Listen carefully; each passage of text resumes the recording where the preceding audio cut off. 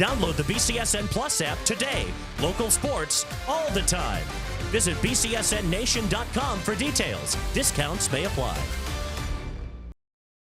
District softball title game today at BGSU. Clay facing Northview. Eagles threatening in the first. 2-1 from Madison Frankie.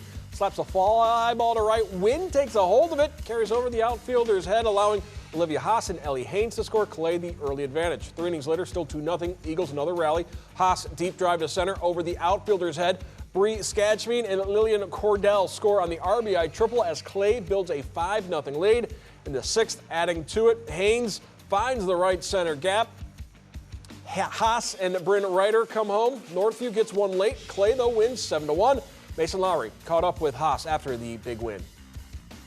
We came into the game, we really wanted to go right at them. We lost to them in the season, but we were confident that we were going to come back, and that's exactly what we did. We got on with hits right away, and our defense was just clutch all around. How is it pitching in conditions like this? It definitely affects me, but I just have to relax, let it go. I know my defense has me. Pop flies, those are difficult, but our team played them very well. How far can you guys take this thing now? I'm hoping really far. I want to go and not stop. Game 2 at BGSU, Cougars of Southview and Anthony Wayne. Molly Connor getting the start for A-Dub. She mows down the side, her 7th K on the day. Southview's defense, no slouch. Blake Dykehouse catching the line drive to keep it scoreless. No hits from either team after the first 3 innings of play. Top of the 4th, Gabby Nowicki rips it left for the 2nd straight hit of the game. Peyton DeTrey scores. Next up is Tegan Gwynn, and she gets in on the action with a base hit to left. Generals march to a 2-run advantage with the RBI double in the 5th. Connor, a force from the mound and the plate, smacks a ground ball left, raking in 2 runs. She turns it into a triple. Anthony Wayne gets the win 6-0. Molly Connor had herself a day. 14 strikeouts, only allowing 1 hit, and the Generals are district champs.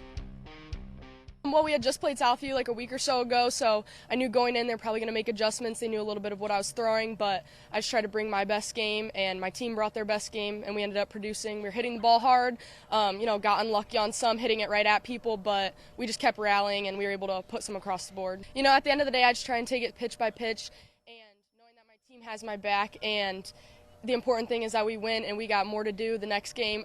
We're not finished yet, so it's really not about me. It's about this team. It's about Anthony Wayne, and I'm just excited that we're moving on. And we'll move on to Mason Lowry and Mars Deemer with more analysis from this one.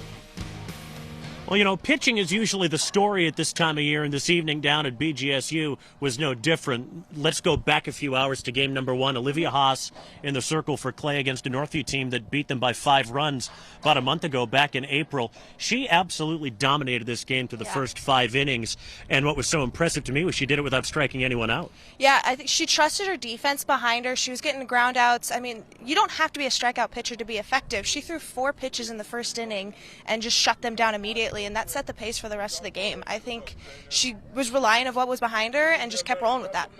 Yeah, they hit with a bit of extra base power as well. A couple of 2-run triples did the job and gave them enough runs to take out Northview. As good as Olivia Haas was, she wasn't quite perfect. Molly Connor very nearly was for Anthony Wayne in the nightcap against a Southview team that they blew out less than 2 weeks ago. Molly Connor lost a perfect game with 2 outs in the 7th. Yeah. She was frighteningly good and extremely efficient as always, and she had to be because this Southview team, to their credit, really made her work. Yeah, the Southview Cougars came out and they knew what they were looking for, though Molly's rise ball was really the effective thing in this game. I think they were just it was a late breakage that the Southview Cougars just weren't ready for, but Rachel kind of breaking the perfect game in basically the last at bat. She went into that at bat she knew what Molly was throwing and wasn't going to swing out of her zone. There you have it. Clay and Anthony Wayne move on to regionals. Back to you.